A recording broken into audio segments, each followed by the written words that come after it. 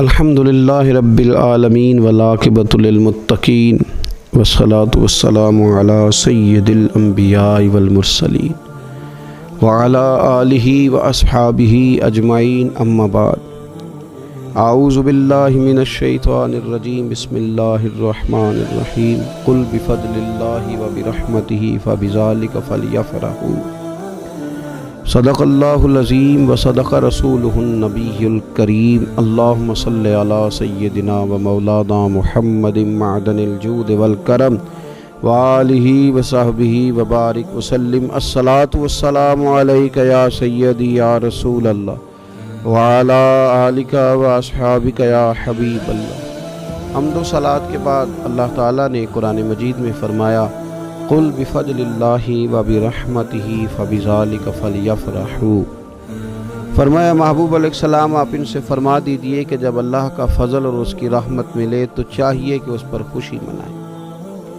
اسلام خوشی کا، مسرت کا، راضی ہونے کا پورا موقع فراہم کرتا ہے۔ اسلام یہ کہتا ہے کہ اللہ کے فضل اور اس کی رحمت کے موقع پر تمہیں اظہار مسرت کرنا چاہیے، خوش ہونا چاہیے، لیکن یہ کہ ہمیں خوشی کے طریقے بھی بتلاتا ہے اسلام۔ اب ہم نے یہ کیا ہے کہ ہم نے اپنے دکھوں کا رشتہ تو اپنے دین کے ساتھ جوڑ لیا۔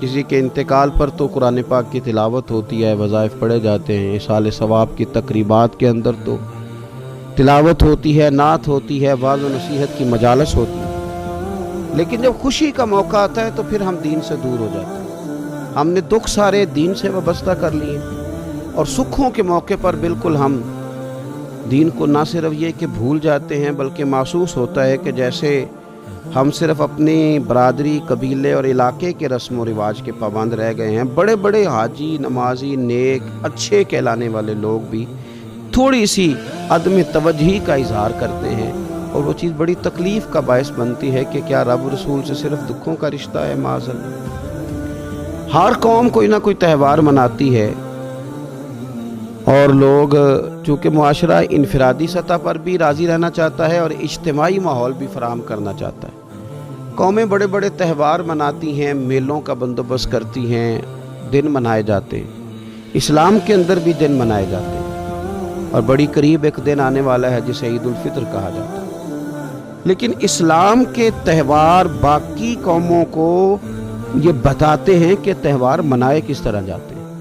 تو سب سے پہلے تو یہ یاد رکھیں کہ اسلام کے اندر جب عید آتی ہے تو اس کا کوئی مقصد ہے، اور ہم نے عید کو کس طرح منانا ہے یہ سارا کچھ ہمارا دین ہمیں بتاتا ہے۔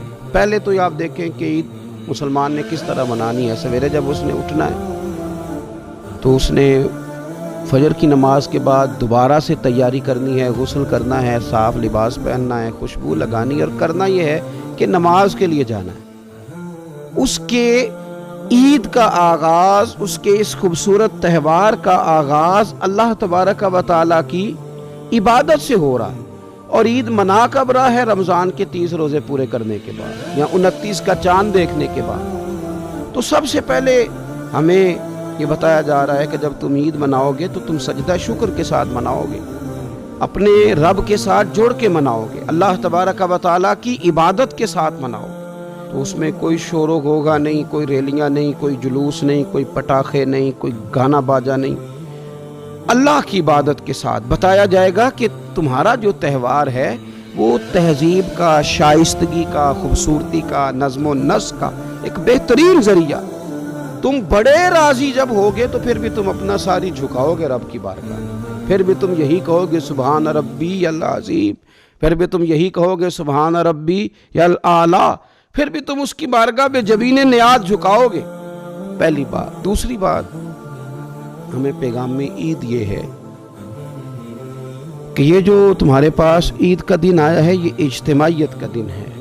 آپ جب صف میں کھڑے ہوں گے نماز عید کے لیے تو کیا امیروں کی صفیں علیحدہ ہوں گی؟ غریبوں کی الگ ہوں گی؟ کیا پڑھے لکھوں کی الگ ہوں گی اور ان پڑھ لوگوں کی الگ ہوں گی؟ کیا قبیلوں کی الگ ہوں گی اور دوسرے قبیلے کی الگ ہوں گی؟ ایسا نہیں، ایک ہی صف میں کھڑے ہو گئے محمود و ایاز، نہ کوئی بندہ رہا نہ کوئی بندہ نواز، صاحب و محتاج و غنی ایک ہوئے اور تیری سرکار میں پہنچے تو سبھی ایک ہوئے۔ اجتماعیت کا اظہار ہے، اجتماعیت کا۔ عید کا پیغام اجتماعیت کا اظہار۔ اور پھر نماز عید ختم ہوئی تو سب نے ایک دوسرے کو گلے لگایا، غریب نے امیر کو، امیر نے غریب کو، پہلے ایک صف میں نماز پڑھی پھر گلے لگایا، چھوٹے نے بڑے کو، بڑے نے چھوٹے کو، سب ایک دوسرے کے ساتھ محبت کا رشتہ قائم رکھنے لگے۔ تو عید نے دوسرا پیغام اجتماعیت کا دیا کہ تم اللہ تبارک و تعالیٰ کی توحید کے نام پر، تم رسول پاک صلی اللہ تعالیٰ علیہ وسلم کی غلامی کے نام پر ایک ہو ایک۔ ہزاروں قومیں وجود میں آئیں دہر میں خشک و تر کے رشتے سے، اور ہم نے بنیاد دوستی رکھی یاد خیر البشر کے رشتے۔ اور اقبال کہنے لگے اپنی ملت پر قیاس اقوام مغرب سے نہ کر، خاص ہے ترکیب میں قوم رسول ہاشمی۔